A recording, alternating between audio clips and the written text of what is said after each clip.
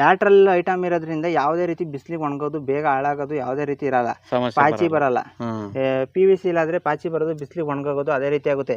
ಇದು ನೋಡಿ ಹಿಂಗ್ ಇಸ್ಕಿರು ಡ್ಯಾಮೇಜ್ ಆಗಲ್ಲ. ಫಿಲ್ಟರ್ ಎಲ್ಲ ಆದಷ್ಟು ಕಬ್ಬಿಣದ ಪೈಪೇ ಯೂಸ್ ಮಾಡಿ, ನಿಮಗೆ ಸ್ಟ್ರೆಂತ್ ಇರುತ್ತೆ. ಯಾರು ಮೋಟರ್ ಎತ್ತಕ್ ಬಂದಾಗ ಲೇಬರ್ಗಳು ಯಾವುದೇ ರೀತಿ ಪ್ರಾಬ್ಲಮ್ ಮಾಡಲ್ಲ. ಈಗ ಮುರಿದೋದಾಗ ಕೆಲವೊಬ್ರು ಹಾಕಣಕ್ ಬರಲ್ಲ, ಲೇಬರ್ ಹುಡುಕ್ಬೇಕಾಗುತ್ತೆ. ಈ ರೀತಿ ಮಾಡ್ಕೊಂಡ್ರೆ ಏನು ಪ್ರಾಬ್ಲಮ್ ಬರಲ್ಲ. ಅಡಿಕೆ ಮರಕ್ಕೆ ಕಟ್ಟಿದೀವಿ ನಾವು. ಇಲ್ಲಿ ಪೈಪ್ ಲೈನ್ ಮಾಡಿದ್ರೆ ನಾವು ಮುಚ್ಚುತ್ತೀವಿ, ವರ್ಷಕ್ಕೊಂದ್ಸಲಿ ಕೆಳಗೆ ಬಿಟ್ಬಿಟ್ಟು ಮುಚ್ತೀವಿ. ಎಲ್ಲಾರು ಪ್ರತಿಯೊಂದು ವಿಳ್ಯದಲ್ಲೇ ಪ್ರತಿಯೊಬ್ಬರು ಮಾಡ್ತಾರೆ. ಅದಕ್ಕೋಸ್ಕರ ನಾವು ತೊಂದರೆ ಆಗ್ಬಾರ್ದು ಅಂತೇಳಿ 4 ಗಿಡದ ಮಧ್ಯೆ ಹಾಕೊಂಡಿದೀವಿ. ಒಂದು ಅಡಿವಷ್ಟು ಇಲ್ಲಿ ಮರ ಎಷ್ಟು ದಪ್ಪ ಇರುತ್ತೋ ಅದಕ್ಕಿಂತ ಜಾಸ್ತಿ ಗ್ಯಾಪ್ ಇಟ್ಕೊಳ್ರಿ. ತೆಂಗಿನ ಮರ ಆದ್ರೂ ತೆಂಗಿನ ಮರ ಎಷ್ಟಿರುತ್ತೋ ಅಷ್ಟು ಗ್ಯಾಪ್ ಇಟ್ಕೊಳ್ರಿ. ಅಡಿಕೆ ಮರ ಆದ್ರೆ ಅಡಿಕೆ ಮರ ಏನಿರುತ್ತೋ ಅಷ್ಟು ಗ್ಯಾಪ್ ಇಟ್ಕೊಳ್ರಿ. ಯಾಕೆಂದ್ರೆ ಕಂಬಗಳು ಹಾಕೊಂಡ್ರೆ ಏನು ಗ್ಯಾಪ್ ಇಡೋ ಅವಸರ ಇಲ್ಲ. ಕಂಬ ಹಾಕಿದ್ರೆ ಕಂಬ ಏನಿದೆಯೋ ಅದಕ್ಕೆ ನೀವು ಗ್ಯಾಪ್ ಇಡ್ಲೇಬೇಕು, ಯಾಕಂದ್ರೆ ನೀರು ಅದು ತಡೆದೈತೆ. ರೈತ ಬಾಂಧವರಿಗೆ ನಮಸ್ಕಾರ. ನಾನು ನಿಮ್ಮ ರಂಗು ಕಸ್ತೂರಿ ಮುಡ್ಬೋಳ್.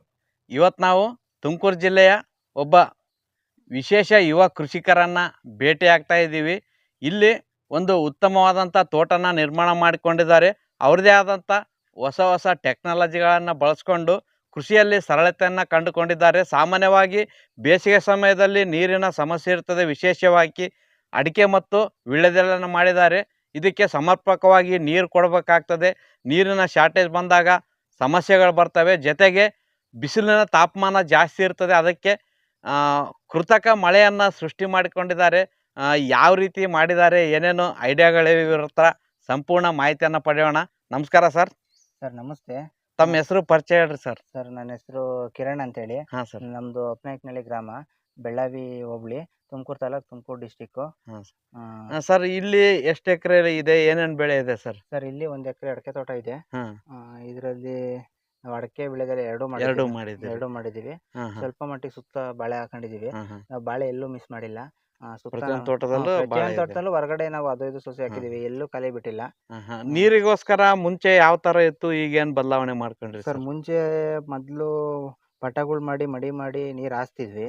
ಅದಾದ್ಮೇಲೆ ನೀರ್ ಹಾಯಿಸೋದಕ್ಕೆ ನೀರ್ ಕಡಿಮೆ ಆದಂತ ಸಂದರ್ಭದಲ್ಲಿ ಡ್ರಿಪ್ ಹೋದ್ವಿ. ಲ್ಯಾಟ್ರಲ್ ಹಾಕಿ ಮೈಕ್ರೋ ಟ್ಯೂಬ್ ಚುಚ್ಚಿ ಅದೆಲ್ಲ ಮಾಡಿದ್ವಿ.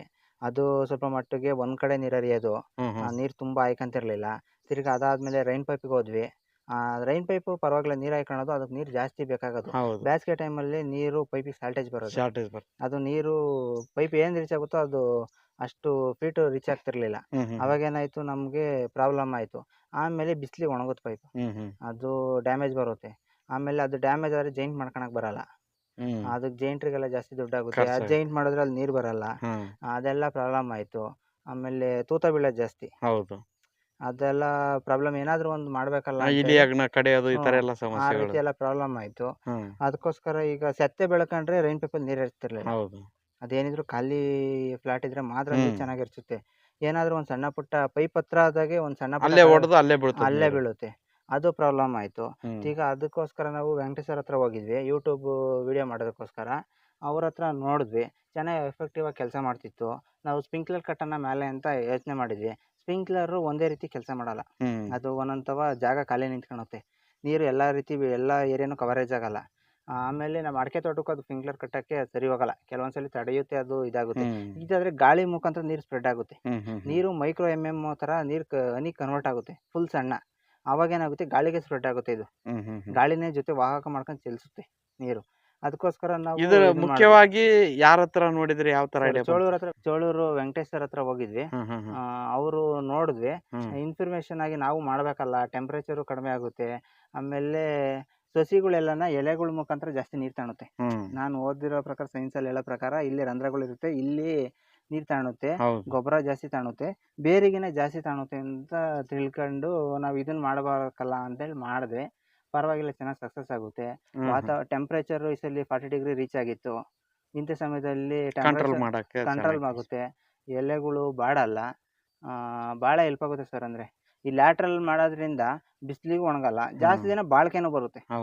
ನೀರು ಕಡಿಮೆ ಹೋಗ್ತದೆ. ಎಷ್ಟು ಇನ್ವೆಸ್ಟ್ ಮಾಡ್ತೀವಿ ಅನ್ನೋ ಲೆಕ್ಕ ಅಲ್ಲ, ಲೋ ಕಾಸ್ಟ್ ಅಲ್ಲಿ ಜಾಸ್ತಿ ಬಾಳಿಕೆ ಬರ್ಬೇಕು ರೈತರಿಗೆ. ಆಗಾಗಲೇ ಇನ್ವೆಸ್ಟ್ ಮಾಡ್ಕೊಂಡು ಅದನ್ನೇ ಇದು ಮಾಡ್ಕೊಂಡು ಹೋಗ್ಬಾರ್ದು. ಲ್ಯಾಟ್ರಲ್ ಆದ್ರೆ ಪ್ರಾಬ್ಲಮ್ ಬರಲ್ಲ. ಆಮೇಲೆ ಪ್ರಾಬ್ಲಮ್ ಆದ್ರೂ ಲ್ಯಾಟ್ರಲ್ ಆದ್ರೆ ರೈತರಿಗೆ ಎಲ್ಲರಿಗೂ ಗೊತ್ತು, ಜೈಂಟ್ ಕನೆಕ್ಟರ್ ಹಾಕ್ಬಿಟ್ಟು ಜೈಂಟ್ ಮಾಡ್ಕೊಂತಾರೆ. ಅದಕ್ಕೋಸ್ಕರ ನಾವು ಮೈಕ್ರೋ ಟ್ಯೂಬ್ ಅಲ್ವಾ, ಏನು ಪ್ರಾಬ್ಲಮ್ ಬರಲ್ಲ ಅಂತೇಳಿ ನಾವೇ ಮಾಡಿದ್ದು. ಸರ್ ಇದನ್ನ ಯಾವ ತರ ಪ್ಲಾನ್ ಮಾಡಿದಿರಿ, ಯಾವ ತರ ಪೈಪ್ಗಳನ್ನ ಅಳವಡಿಸ್ಕೊಂಡಿದ್ದೀರಿ, ಒಂದೊಂದಾಗಿ ಹೇಳ್ತಾ ಹೋಗಿ ಸರ್. ಸರ್ ವೆಂಕಟೇಶ್ವರ ಹತ್ರ ನೋಡಿದ್ದು, ಅದು ಹ್ಯಾಂಗಿಂಗ್ ಸಿಸ್ಟಮ್ ಬಂದಿತ್ತು. ಹ್ಮ್ ಅವರು ತಂತಿಗೆ ಹ್ಯಾಂಗಿಂಗ್ ಮಾಡೋರು. ಹ್ಮ್ ಅವ್ರದ್ದು ಒಂದ್ ಕಡೆ ಸೈಡ್ 15, ಈ ಆಪೋಸಿಟ್ 15, ಈ ಕಡೆ 6 ಅಡಿ ರೀಚ್ ಆಗೋದು. ನಾವು ಅದನ್ನ ತಮ್ಮಂದು ನೋಡಿದ್ವಿ. ನಾವು ತಂತಿ ಕಟ್ಬಿಟ್ರೆ ಗರಿ ಬೀಳುತ್ತೆ. ಹ್ಮ್ ತೋಟದಲ್ಲಿ ಮಾಡೋದ್ರಿಂದ ನಮ್ದು ಬೀಳ್ ಜಮೀನಲ್ಲ, ಹ್ಮ್ ಗರಿ ಬೀಳುತ್ತೆ. ಹ್ಮ್ ಗರಿ ಬೀಳೋದ್ರಿಂದ ತಂತಿ ಕಟ್ಟಾಯ್ತು ಅಂದ್ರೆ ಈಗ ಒಂದ್ ತಂತಿಲಿ ಎಷ್ಟು ಜೆಟ್ ಕಟ್ಟಿರ್ತೀವೋ ಅಷ್ಟೆಲ್ಲ ಎಲ್ಲ ಜೆಟ್ ಕೆಳಗೆ ಬೀಳುತ್ತೆ. ಕೆಳಗ್ ಬೀಳ್ತವೆ. ಅದು ಒಂದು ಪ್ರಾಬ್ಲಮ್ ಆಯ್ತು. ಇದಕ್ಕೆ ಏನಾದರೂ ಒಂದು ಮಾಡ್ಬೇಕಲ್ಲ. ಅದಕ್ಕೆ ಯೋಚನೆ ಮಾಡಿ ತಿರ್ಗಾ ಅಡಿಕೆ ಮರಕ್ಕೆ ಕಟ್ಟಿದ್ರೆ ನಮಗೆ ತೊಂದರೆ ಇರಲ್ಲ. ಅಡಿಕೆಕಾಯಿ ಕುಯ್ಯೋ ಟೈಮಲ್ಲಿ ನೋಡ್ಕೊಂಡು ಕುಯ್ಕೊಂಡ್ರೆ, ಯಾಕೆಂದ್ರೆ ನಾವು ವಿಳೆದೆಲೆ ಅಂಬಿರೋದ್ರಿಂದ ನಾವು ಆ ಟೆಕ್ನಿಕಲ್ ಕುಯ್ಕೊಂತೀವಿ. ಅಡಿಕೆಕಾಯಿ ನಿಧಾನಕ್ಕೆ ಒಳ್ಳಿಸ್ಬಿಟ್ಟು ನಿಧಾನಕ್ಕೆ ಕುಯ್ಕೊಂತೀವಿ. ಅದು ನಮಗೆ ಗೊತ್ತಿರೋದು. ಅದಕ್ಕೋಸ್ಕರ ನಾವು ಅಡಿಕೆ ಮರಕ್ಕೆ ಕಟ್ಬೋದಲ್ಲ. ಅಡಿಕೆ ಮರಕ್ಕೆ ಕಟ್ಟಿದ್ರೆ ನಾವು ವಿಳೆದೆಲೆಗೆ ಏಣಿ ಯೂಸ್ ಮಾಡ್ತೀವಿ. ಈ ರೀತಿ ಇಷ್ಟು ದೊಡ್ಡಗೆ ಬರುತ್ತೆ.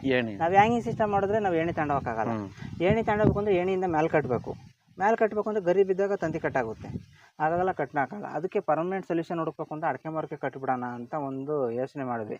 ಅಡಿಕೆ ಮರಕ್ಕೆ ಕಟ್ಟಬೇಕು ಅಂತೇಳಿ ನೋಡಿ, ಇಲ್ಲಿ ಅಡಿಕೆ ಮರಕ್ಕೆ ಕಟ್ಟಿದ್ದೀವಿ. ನಾವು ಇಲ್ಲಿ ಪೈಪ್ ಲೈನ್ ಮಾಡಿದ್ರೆ ನಾವು ಮುಚ್ಚುತ್ತೀವಿ. ವರ್ಷಕ್ಕೊಂದ್ಸಲಿ ಕೆಳಗೆ ಬಿಟ್ಬಿಟ್ಟು ಮುಚ್ತೀವಿ. ಎಲ್ಲರೂ ಪ್ರತಿಯೊಂದು ವಿಳೆದೆಲೆಲ್ಲೇ ಪ್ರತಿಯೊಬ್ಬರು ಮಾಡ್ತಾರೆ.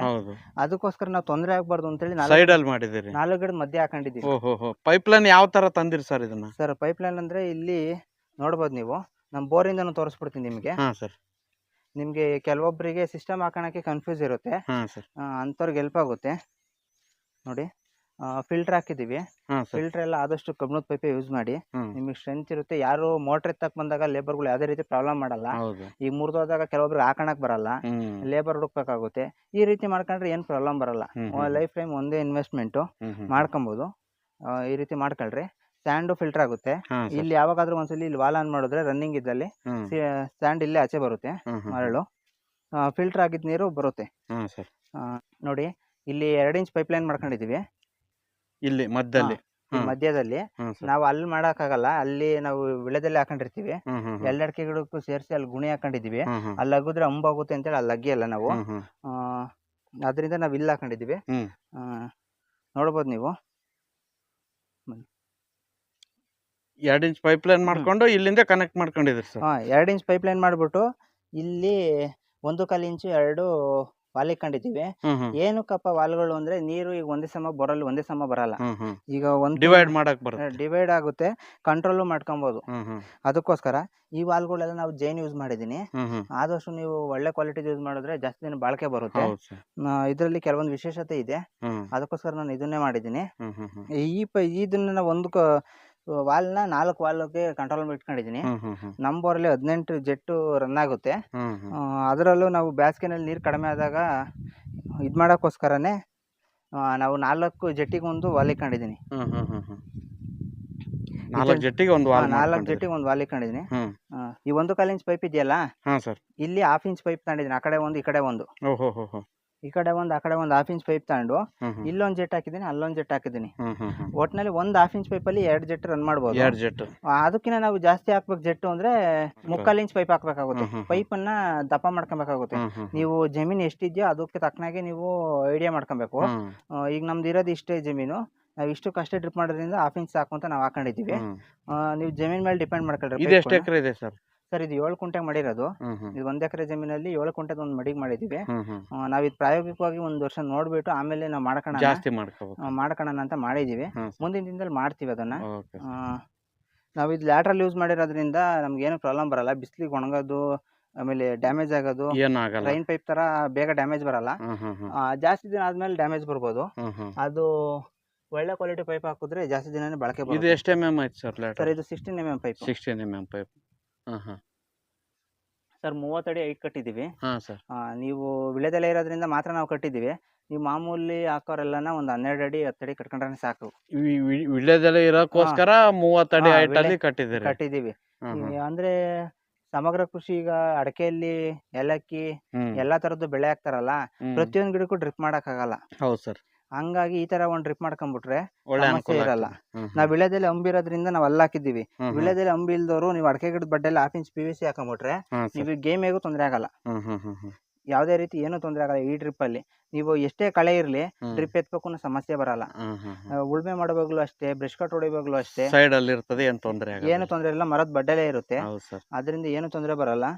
ನಿಮ್ಗೆ ಅನುಕೂಲ ಆಗುತ್ತೆ. ಸರ್ ಜೆಟ್ಗಳು ಯಾವ ತರ ಕೂರ್ಸಿದ್ರೆ ಅದನ್ನು ತೋರಿಸಿ ಸರ್. ಜೆಟ್ ಇಲ್ಲಿ ಕೆಳಗೆ ಒಂದು ಫಿಟ್ ಮಾಡಿದೀನಿ, ನಿಮಗೆ ತೋರಿಸ್ತೀನಿ. ಸರ್ ಅಂದ್ರೆ ನೋಡಿ ಇದೇ ರೀತಿ ನಾವು ಮರಕ್ಕೆ ಹೈಟ್ ಫಿಟ್ ಮಾಡಿರೋದು ಹೈಟಲ್ಲಿ. ಇದು ನಿಮ್ಗೆ ಹೈಟಲ್ಲಿ ಕೆಳಗಡೆ ತೋರ್ಸ್ಲಿಕ್ಕೋಸ್ಕರ ಕೆಳಗಡೆ ಇದೆ. ಕೆಳಗಡೆ ನಿಮ್ಗೆ ಹೈಟಲ್ಲಿ ಅಲ್ಲೆಲ್ಲ ತೋರ್ಸಕ್ಕಾಗಲ್ಲ, ಹೌದು ಅದಕ್ಕೋಸ್ಕರ ನಾವು ಇಲ್ಲಿ ಕೆಳಗೆ ಫಿಟ್ ಮಾಡಿದ್ದೀನಿ. ಸೇಮ್ ಇದೇ ರೀತಿ ಒಂದು ಕಬ್ಬಿಣದ ರಾಡ್ ತಗೊಂಡು ಈ ಸಾರ್ವೆ ಉರಿ ಬರುತ್ತಲ್ಲ ಅದರಲ್ಲೇ ಕಟ್ಟಿ, ಅದಾದ್ರೆ ಬಿಗಿ ಬರುತ್ತೆ, ಜಾಸ್ತಿ ದಿನನೂ ಇರುತ್ತೆ. ಅದು ನೀರಲ್ಲಿ ನೆನ್ಸ್ ಕಟ್ಬಿಟ್ರೆ ಈ ರೀತಿ ಪೈಪು ನೀವು ಜೆಟ್ ಮಾಡಿರ್ತೀರಲ್ಲ ಇದೇ ರೀತಿ ಮಾಡಿ ಇಲ್ಲಿ ಒಂದು ಅಡಿವಷ್ಟು ಇಲ್ಲಿ ಮರ ಎಷ್ಟು ದಪ್ಪ ಇರುತ್ತೋ ಅದಕ್ಕಿಂತ ಜಾಸ್ತಿ ಗ್ಯಾಪ್ ಇಟ್ಕೊಳ್ರಿ. ತೆಂಗಿನ ಮರ ಆದ್ರೂ ತೆಂಗಿನ ಮರ ಎಷ್ಟಿರುತ್ತೋ ಅಷ್ಟು ಗ್ಯಾಪ್ ಇಟ್ಕೊಳ್ರಿ. ಅಡಿಕೆ ಮರ ಆದ್ರೆ ಅಡಿಕೆ ಮರ ಏನಿರುತ್ತೋ ಅಷ್ಟು ಗ್ಯಾಪ್ ಇಟ್ಕೊಳ್ರಿ. ಯಾಕೆಂದ್ರೆ ಕಂಬಗಳು ಹಾಕೊಂಡ್ರೆ ಏನು ಗ್ಯಾಪ್ ಇಡೋ ಅವಸರ ಇಲ್ಲ.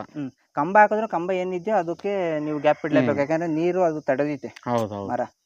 ಅದಕ್ಕೋಸ್ಕರ ಮರ ತಡಿಬಾರ್ದು ಅನ್ನೋ ಉದ್ದೇಶಕ್ಕೆ. ಈ ಸ್ಪ್ರಿಂಕ್ಲರ್ ಆದ್ರೆ ಏನಾಗುತ್ತೆ, ಮರ ಇರೋ ಕಡೆ ನೆನೆಯಲ್ಲ, ಅದಕ್ಕೋಸ್ಕರ ಇದೇ ರೀತಿ ಕಟ್ಕೊಳ್ರಿ.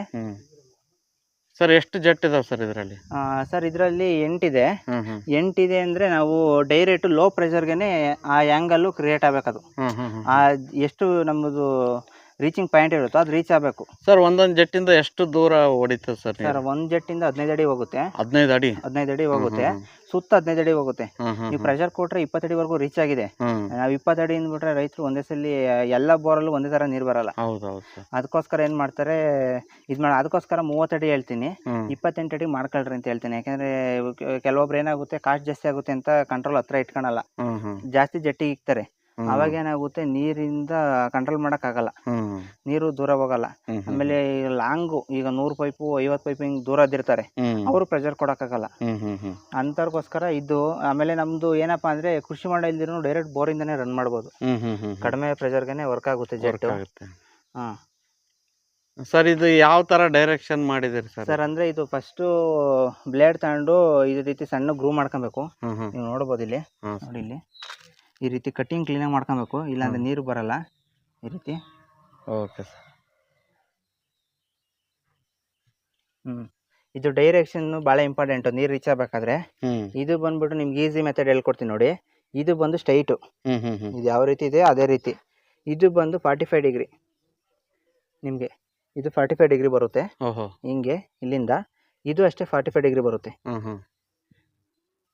ಅಂದ್ರೆ ಇಲ್ಲಿ ನೀವು ಗಿಡಕ್ಕೆ ಲೆಕ್ಕ ಹಾಕಿದ್ರೆ ಈ ಗಿಡದ ಬಡ್ಡೆಗೆ ಡೈರೆಕ್ಟ್ ಬೀಳ್ತಾ ಇರುತ್ತೆ ನೀರು, ಗಿಡದ ಬಡ್ಡೆಗೆ ಡೈರೆಕ್ಟ್ ನೀರು ಬೀಳ್ತಾ ಇರುತ್ತೆ. ಒಂದೊಂದು ಗಿಡಕ್ಕೆ ಡೈರೆಕ್ಟ್ ಆಗಿ ಬಡ್ಡೆಗೆ ಬೀಳುತ್ತಾರೆ. ಅದೇನಾಗುತ್ತೆ, ಪ್ರೆಷರ್ ಕೊಟ್ಟಾಗ ಹಿಂಗೆ ಆಂಗಲ್ ಕ್ರಿಯೇಟ್ ಆಗಿ ಅಗಲ ಬರುತ್ತೆ ನೀರು, ಲೋ ಪ್ರೆಷರ್ಗೆ ದೂರ ಬೀಳ್ತಾ ಇರುತ್ತೆ. ನೀವು ಪ್ರೆಷರ್ ಕೊಟ್ಟಷ್ಟು ಅಗಲ ಆಗುತ್ತೆ, ಅದೇ ರೀತಿ ವರ್ಕ್ ಆಗೋದು. ಇದು ಬಂದು ಆಪೋಸಿಟ್, ಇದು ಈ ರೀತಿ ಮಾಡ್ರಿ, ಇಲ್ಲಾಂದ್ರೆ ಇದು ಈ ರೀತಿ ಬರುತ್ತೆ. ಇವೆರಡು ಆಪೋಸಿಟ್ ಬರುತ್ತೆ, ಆಪೋಸಿಟ್ ಡೈರೆಕ್ಷನ್. ಇವೆರಡು 45 ಡಿಗ್ರಿ ಬರುತ್ತೆ. ಇದು ಒಂದು ಸ್ಟ್ರೈಟ್, ಒಂದು ಸ್ಟ್ರೈಟ್. ಇದು ಆ ಕಡೆ ಈ ಕಡೆ ಸ್ಟ್ರೈಟ್ ಬರುತ್ತೆ. ಇವೆರಡು ಹಿಂಗಿಂಗ್ ಬರುತ್ತೆ. ಇವೆರಡು ಈ ರೀತಿ ಬಂದ್ರೆ ಇದು ಹಿಂಗ್ ಬರುತ್ತೆ. ಇದು ಮಾತ್ರ 45 ಡಿಗ್ರಿ. ಅರೌಂಡ್ 30 ಫೂಟ್ ರೌಂಡ್ ನೀರು, ರೌಂಡ್ 15 ಅಡಿ, ಈ ಕಡೆ 15 ಆ ಕಡೆ 15, ಟೋಟಲ್ 30 ಅಡಿ ರೀಚ್ ಆಗುತ್ತೆ. ಒಳ್ಳೆ ಉಪಾಯ ಮಾಡಿದ್ರಿ ಸರ್. ಇದರಿಂದ ನಿಮಗೆ ಇದು ಲ್ಯಾಟ್ರಲ್ ಐಟಮ್ ಇರೋದ್ರಿಂದ ಯಾವುದೇ ರೀತಿ ಬಿಸಿಲಿಗೆ ಒಣಗೋದು, ಬೇಗ ಹಾಳಾಗೋದು ಯಾವುದೇ ರೀತಿ ಇರಲ್ಲ, ಪಾಚಿ ಬರಲ್ಲ. PVC ಇಲ್ಲಾದ್ರೆ ಪಾಚಿ ಬರೋದು, ಬಿಸಿಲಿಗೆ ಒಣಗೋದು ಅದೇ ರೀತಿ ಆಗುತ್ತೆ. ಇದು ನೋಡಿ ಹಿಂಗ್ ಇಸ್ಕಿರು ಡ್ಯಾಮೇಜ್ ಆಗಲ್ಲ ಲ್ಯಾಟ್ರಲ್ ಆದ್ರೆ. ಹೌದು ಸರ್. ಲ್ಯಾಟ್ರಲ್ ಆದ್ರೆ ನಿಮಗೆ ಬೆಸ್ಟ್ ಬಳಕೆ ಬರುತ್ತೆ, ಫುಲ್ ಎಫೆಕ್ಟಿವ್ ಆಗಿ ಮಳೆ ಬಂದಿರೋ ರೀತಿನೇ ಬರುತ್ತೆ ಸರ್. ನಿಮಗೆ ಇಬ್ನಿ ಬರುತ್ತೆ. ಆಮೇಲೆ ಇದರಲ್ಲಿ ಮೇನ್ ಏನಪ್ಪ ಅಂದ್ರೆ ಟೆಂಪ್ರೇಚರ್ ಕಡಿಮೆ ಮಾಡ್ಬೋದು. ಇದರಿಂದ ಏನೇನು ಅನುಕೂಲ ಆಗಿದೆ ಸರ್? ಮುಂಚೆಗೆ ಇದನ್ನು ಬಳಸೋದ್ರಿಂದ ಟೆಂಪ್ರೇಚರ್ ಕಡಿಮೆ ಆಗುತ್ತೆ. ಆಮೇಲೆ ಮಳೆ ಬೀಳೋದ್ರಿಂದ ಗಿಡ ಆರೋಗ್ಯವಾಗಿರುತ್ತೆ, ಯಾಕಂದ್ರೆ ನೀರ್ ಮೇಲಿಂದ ಬಿದ್ರೇನೆ ಆರೋಗ್ಯ. ಅದಕ್ಕೋಸ್ಕರ ಗಿಡನೂ ಚೆನ್ನಾಗಿರುತ್ತೆ. ನಮಗೆ ಟೆಂಪ್ರೇಚರ್ ಕಡಿಮೆ ಆಗುತ್ತೆ, ವಿಳೆದೆಲೆಗೂ ಅನುಕೂಲ ಆಗಿದೆ. ಈಗ ನಾವು ಕೆಲವೊಂದ್ಸಲಿ ಏನಾಗುತ್ತೆ ಅಂದ್ರೆ ಗೊಬ್ಬರ ಹಾಕ್ತಿವಿ, ಆ ಗೊಬ್ಬರ ನೆಂದ್ರೇನೆ ಅದಕ್ಕೆ ನಮ್ಗೆ ಗಿಡಕ್ಕೆ ಅದು ತಾಣದು. ಇಲ್ಲ ಅಂದ್ರೆ ತಾಣ್ತಿರಲ್ಲ. ಇವಾಗ ಅಂದ್ರೆ ಮಳೆ ರೀತಿ ಇರೋದ್ರಿಂದ ನೀವು ಎಲ್ಲಿ ಏನ್ ಹಾಕಿದ್ರು ಅದು ನೆನೆಯುತ್ತೆ, ಎಲ್ಲ ತಗೋ ತೇವಾಂಶ ಉಳಿಯುತ್ತೆ. ಅದಕ್ಕೋಸ್ಕರ ಚೆನ್ನಾಗಿ ಇದು ಕ್ರಿಯೇಟ್ ಆಗುತ್ತೆ. ಆಮೇಲೆ ಬಾಳಿಕೆನೂ ಬರುತ್ತೆ ಇದರಲ್ಲಿ. ಆಮೇಲೆ ನಮ್ಗೆ ಇದರಲ್ಲಿ ಡ್ರಿಪ್ ಇದ್ರು ಏನು ತೊಂದರೆ ಇಲ್ಲ, ಏನ್ ಹೇಳ್ದಾಡಕ್ಕಾಗ್ಲಿ ಇನ್ನೊಂದಾಗ್ಲಿ ಕಳೆ ತೆಗಿ ಯಾವುದಕ್ಕೂ ತೊಂದರೆ ಇಲ್ಲ. ಅದಕ್ಕೋಸ್ಕರ ಇದೇ ಬೆಸ್ಟ್ ಅಂತ ಮಾಡಿದ್ವಿ. ಫಿಲ್ಟರ್ ಇರೋದ್ರಿಂದ ನಮಗೆ ಡ್ಯಾಮೇಜು ಬರಲ್ಲ, ಒಂದು ಕಸನೂ ಬರಲ್ಲ, ಏನು ಬ್ಲಾಕ್ ಆಗಲ್ಲ, ನೀವು ಜೆಟ್ಗಳೆಲ್ಲ.